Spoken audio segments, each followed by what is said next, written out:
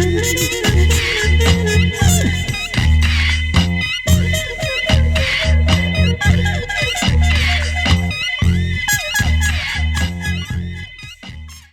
there, I'm Clarence Waldron. Welcome back to Black Muse. Tonight's guest is the legendary Darryl Dennard. Oh yes, oh yes, oh yes. You know him as the co-host of the Ebony Jet Showcase TV talk show years ago, but now he's on the radio doing his thing with Chicago Speaks with Darryl Dennard. So let's just get started with that. What's up, man? I'm all right. It's always good to see you, my brother.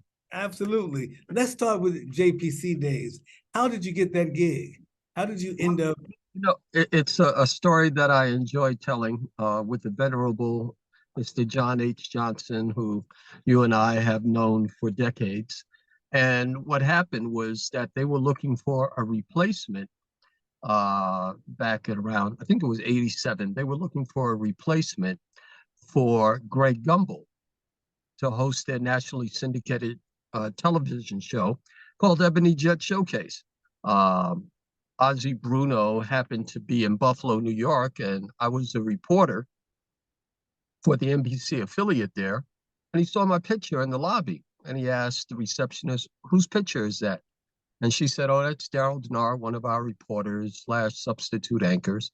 And she said, "Well, I want to, I really need to get in contact with him." Lo and behold, Ozzie recommended me to come in for an interview. So I was flown to Chicago, and I had an interview, excuse me, in the Johnson building with John H. Johnson and Linda Johnson Rice, who was over the television programming at the time. Sat down in the interview, and I thought it went very well. In fact, it went so well that Mr. Johnson offered me a job on the spot. On the spot? On the spot, Clarence. I don't think I ever told you this. And so, it's at the end of the interview, and in his, the way that he talked, he said, so, what are you going to do? You want the job? And I did the mistake of saying, can I head back to Buffalo, Mr. Johnson, and discuss it with my wife? And he said, "What in the heck do you have to go back to Buffalo to discuss whether or not you want the job for? You want the job?" I said, "Yes, Mr. Johnson, I want the job." He said, "Okay, it's yours." And that's how I was hired. I was hired on the spot. Wow. I never knew that. There was no second meeting, no second interview or anything else. Further discussion. He hired me on the spot.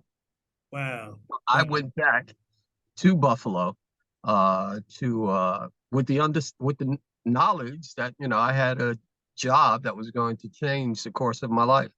Yeah, absolutely. So what did you like most about the showcase?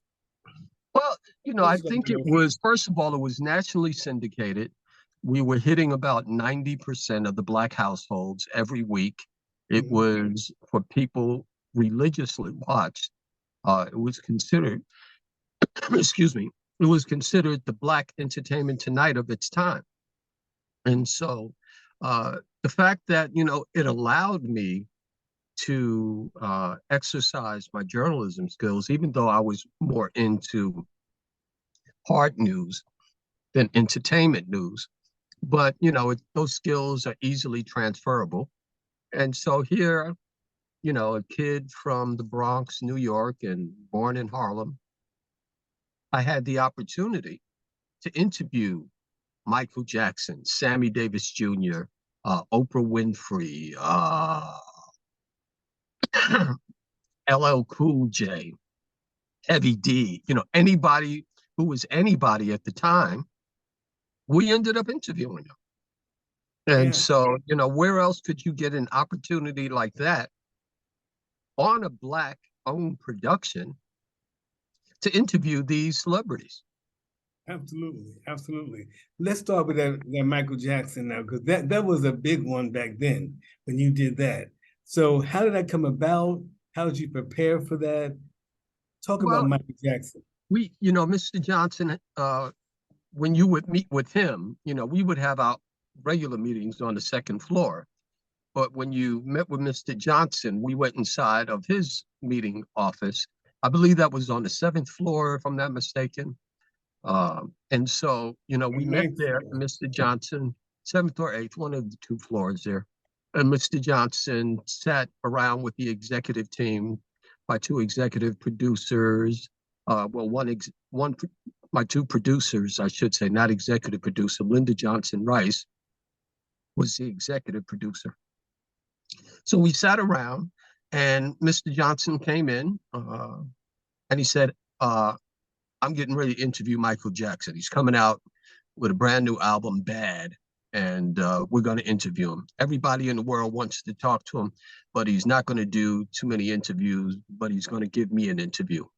And he said, Darryl, you're going to do the interview. I was like, wow, I've only been working with the JPC for maybe 5 or 6 months. And he says, you're going to do the interview. And so he said it's going to be over in Los Angeles while he's rehearsing for his Bad tour. And you're going to have about maybe 10 or 15 minutes. And as they say, the rest is history.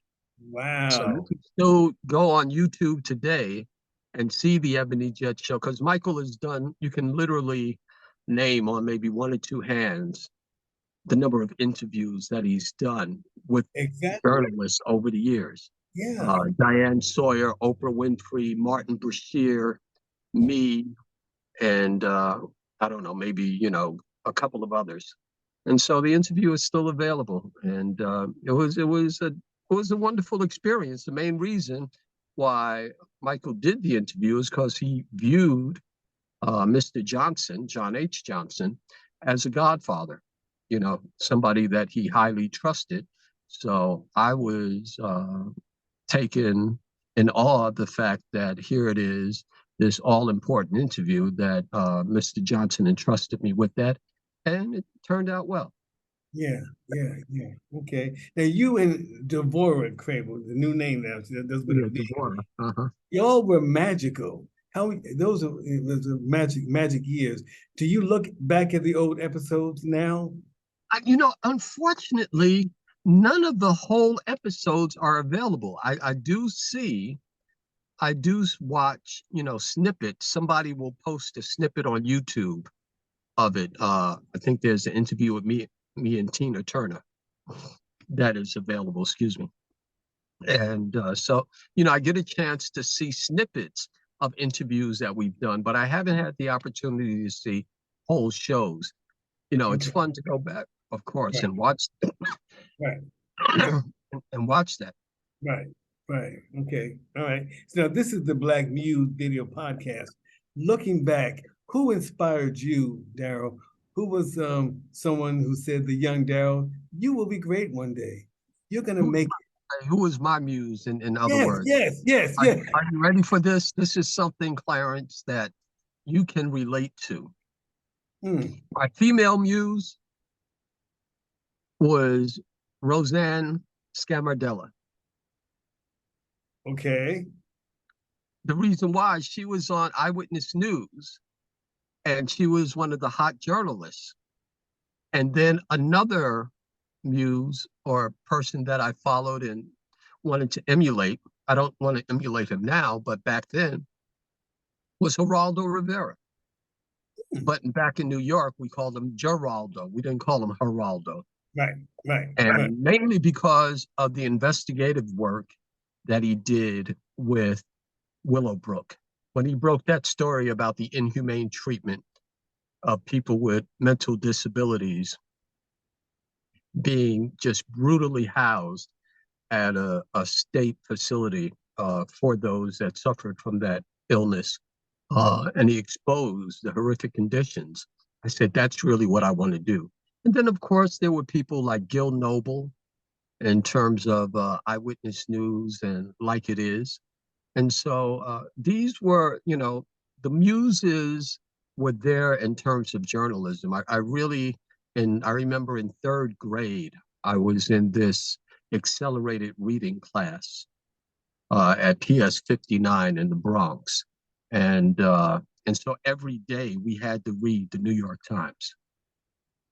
And at first I wanted to be a print journalist, but then when Eyewitness News hit big time, I said, no, I want to go into, being on TV. TV, yes. Okay. All right. Now, Chicago Speaks with Darryl Dennard is a huge, huge thing on the radio now. How do you resonate with your audience? How do you engage your audience? I try to engage it. I begin every show by saying these words. Welcome to Chicago Speaks, your communications conduit for speaking to the issues that impact our community. So what do I really want to be? I want to be a conduit of information. There's a wonderful scripture in the Bible where it says that we perish for a lack of information. And, as journalists, the both of us, we're dedicated to providing people with information, objective information about stories they need to know about. And so really, I can't tell you how many times and how many listeners will call in when they call in, or to stop me on the street and say, wow, you were talking about the woman who wrote the book on Black hair called Crowns. And you don't know how much that has impacted my life. You were dealing with some obscure subject. Recently, I did a piece on weathering. And weathering is the reality that Black women disproportionately suffer from life that impacts their well-being, their physical well-being, disproportionate to white women. The fact that they have to deal with the stresses of not earning as much as their white counterparts, don't earn as much as men, usually are burdened with the responsibility of caring for the kids and far too many times being the only bread earner. And so all of these stresses have a disproportionate impact on their physical health, and it's called weathering. And so that has now been accepted as a reality for this one woman who is in Detroit, who actually wrote a book on it. She coined the phrase some 40 years ago. And now people are just realizing, yes, this is happening, especially when you look at morbidity rates with regard to Black women in pregnancy, or even in terms of incidents of morbidity revolving around breast cancer, or things like having an opportunity to talk to Kool and the Gang, or Ice-T, and do these interviews. And many times they're appreciative because I tend to take a different angle. One thing about when you're in the entertainment business, you end up prying into areas that you're not supposed to. And that's the one thing that I disliked about entertainment. You would go there, maybe to a press junket or see somebody on the red carpet, and then you try to sneak in a little interview. Oh, and how are the kids? What the heck are you asking them about their kids for? That has nothing to do with the show that they're promoting. And sometimes people will shut you down. They were like, none of your business, how are the kids? And, then they put, oh, I hear you, they put that smile on their face. Oh, yeah. And so that's the thing that I truly disliked about entertainment reporting. One thing about what I'm able to do with Chicago Speaks is to have time. One thing that is precious in the broadcast industry is time. How many times do you get a chance to sit down and do a 7 or 20-minute interview with somebody? You get it on Terry Gross. You may get a 6 or 7-minute interview on National Public Radio, but everywhere else, it's a 30-second soundbite. True that. And even shorter nowadays. Back when, we were young, the reality is that the nightly news used to actually cover stories. Now we cover stories, think about it. But all 3 of the nightly news, if you see a report that's longer than 3 minutes, it's a miracle. Crisis in Sudan.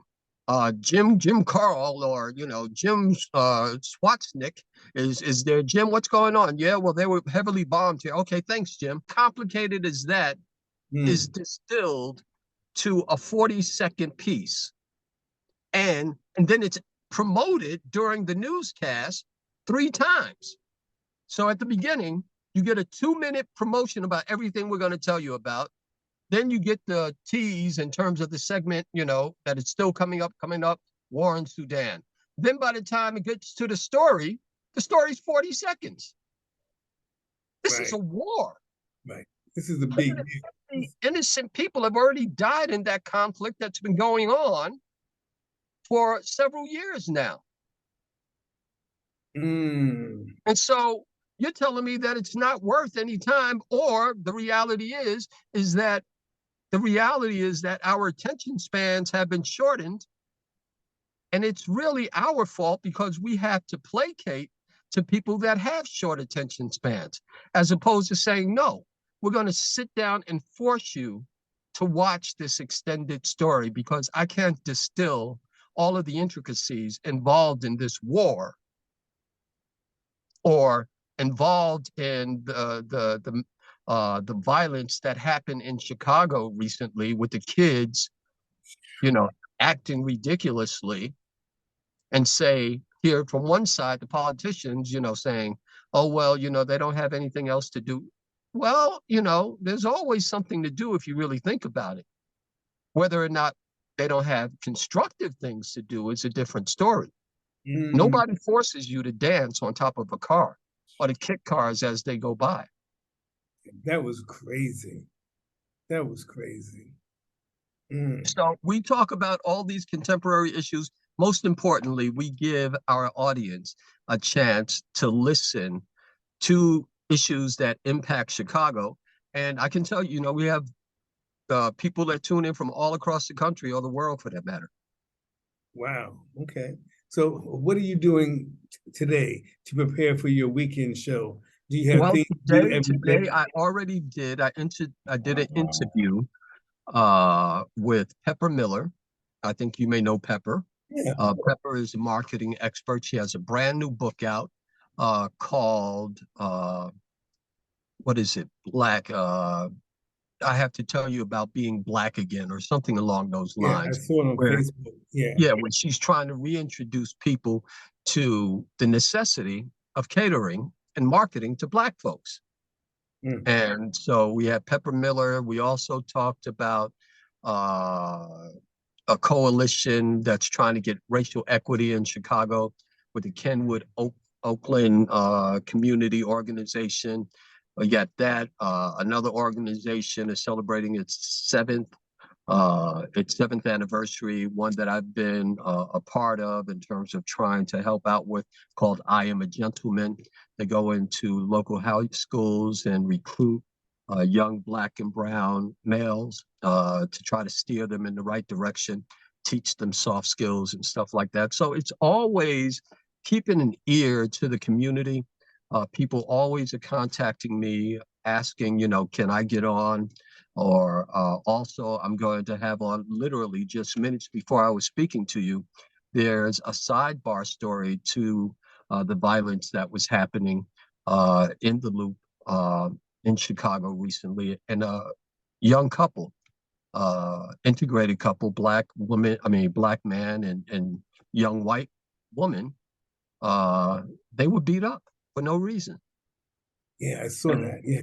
And it wasn't for this one woman going there and picking them up off the ground and saying, stop, you guys aren't going to, taking them, beat up, guy had a severe bloodied eye, black eye, took them into Macy's to get them away from the crowd trying to beat them up. Now, what is it that you're attacking people? And the crazy part about it is they're young. They were young. They're in their 20s. They're kids. Yeah. So, I'm of the mindset as I've grown older that, we have to be able to call out when our doo-doo stinks and clean it up. Yeah. All right. Tell our viewers what time your show comes on, so everybody can know. Every Sunday from 6 to 8 a.m. Central. So that's 7 to 9 a.m. in terms of Eastern Standard Time. And of course, 4 a.m. to 8 a.m., 4 a.m. to 6 a.m. Pacific Coast time, but it's so easy to get. All they have to do is just go to v103.com, wvaz.com or v103.com, and they'll be able to listen. Chicago Speaks every week on V103. Cool, cool, cool. Now, you have an honorary doctorate degree Yeah, from yeah. State University of New York. Yes, I am. It's, as you know, it's a prestigious, the nation's largest university, college and university system. I Yeah. went to I went to Buffalo State College, which is now going to be known as Buffalo State University. Oh, And okay. so, yeah, because it was a college, but it also had several schools in the college. So Right. now it has university status. Mhm.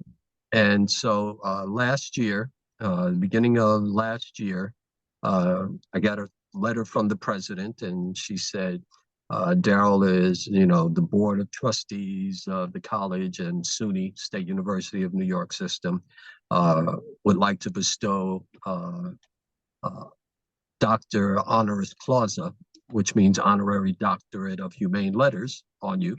I got my BA in communications, and what am I to say? So I don't use it.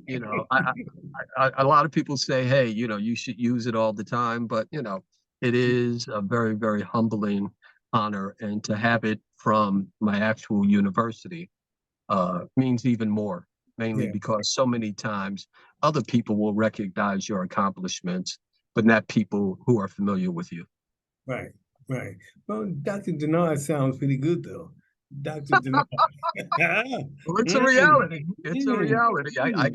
got the 2 degrees. I Yeah. got my BA and kind of bypassed the masters like you. Okay. Okay. But, Okay. but I do possess the doctorate honoris causa. So Yeah. Yeah. All right. We're almost done. Please give me an update about your family. I know that that's an entertainment oh, related question. it is entertainment because I'm dedicated and blessed with a wonderful family. Of course, my wife and I, and my wife Darlene, but we have 2 children. Autumn, who is now Autumn Merritt, with my son-in-law Brian.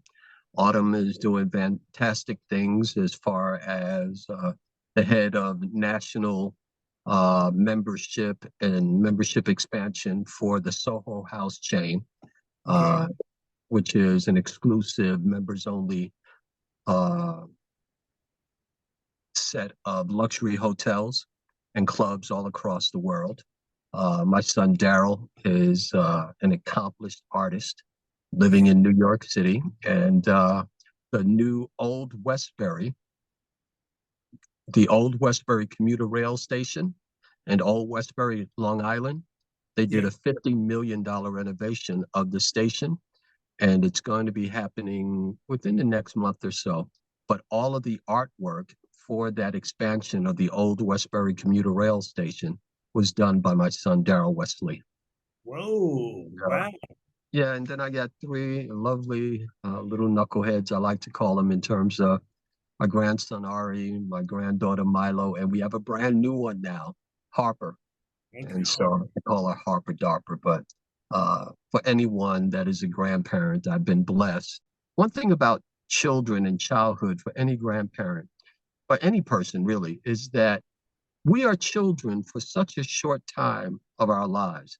If you live to be 100 years old, think about it, then you only spend less than 20% of your life as a child or as a young person. Never Only thought about it. 20% out of Yeah. your whole life. The majority of your life is spent as an adult. So it is so vitally important that you treasure every minute that you can consume by being a part of these young people's lives, and also by just getting back so much by spending time with them. Cool. And, Cool. people talk about it. I still to this day remember, and I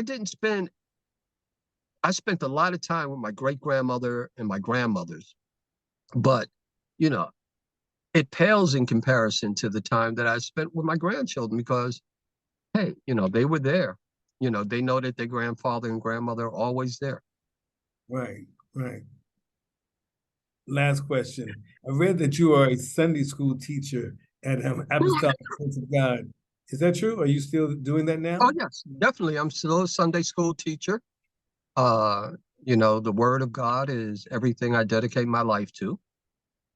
The other thing is that I am and have been one of the leaders and the current moderator of the Young Brothers for Christ Youth Ministry, and I've been doing that for 30 years. And it's crazy because I get the children of the children that I mentored 20-something years ago.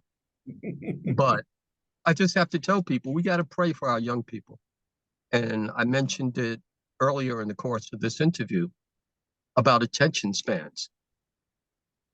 Attention spans are malleable. If you only feed to have a very small attention span, then that's all you can expect. We have got to nurture our children to expand their attention spans. Yes. Because in doing that, the whole world is open to them. They have opportunities now that we didn't have growing up.